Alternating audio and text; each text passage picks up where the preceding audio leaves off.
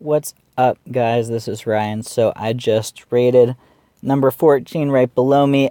I wanted to talk to you guys about something specific on his base and a lot of people's bases that makes it a lot harder to attack with heavy Zuka, and what I did to kind of get around that. So these mortars that are on the sides here, those and this one actually are super annoying when they're far back like that. That's one of the biggest things that makes it super easy to raid people if their mortars are all up front, and if they're way back here, it makes it harder. So in the second half of the attack, when you come to the back here, these mortars are going to be in range of your troops for a long time, because you have to clear the boom cannons and snipers. Bullet has to be towards the middle, so this rocket is distracted, which means that your Zukas are going to spread out towards that mortar, which makes it really annoying. And it took me a good number of tries because of that. Ooh, let me clear that. So I'll walk you through how this attack went.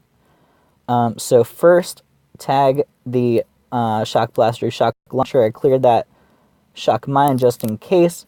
With this parking spot, I'm going to flare the flamethrower. This wood storage is blocking my path, so I'm going to use that little like super fast midway flare where I park where these mines are, and then a little bit before the smoke clears, flare into this pocket in between all of the storage buildings, and then before they reach there, flare the flamethrower. So I can do that kind of slowly for you guys so you can see. So they're going to group up a bit out of the way. When the smoke is close to clearing, flare to get them walking closer to where I want to be, so they're kind of where that wood storage is.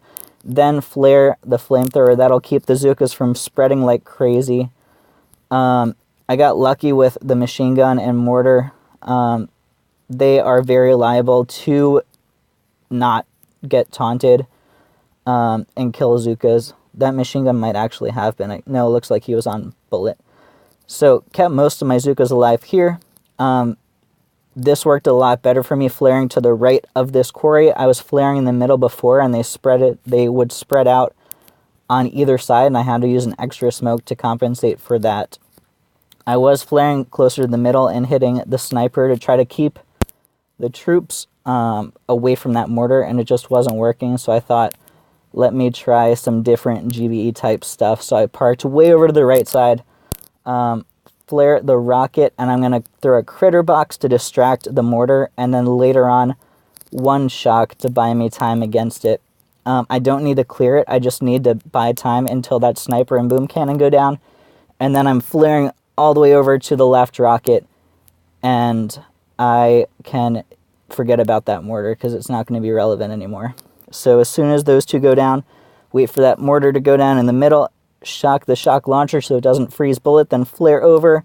Mortar doesn't get any troops, which is really great. When I get in range, taunt, so the rocket's frozen, wait a little bit because these are still taunted, then shock them, and at that point, really easy to clear and finish the job, so I can just clear down. I had a ton of GBE right now, so clear down, take out the flamethrower, shock launcher, mortar. These boom cannons help me out.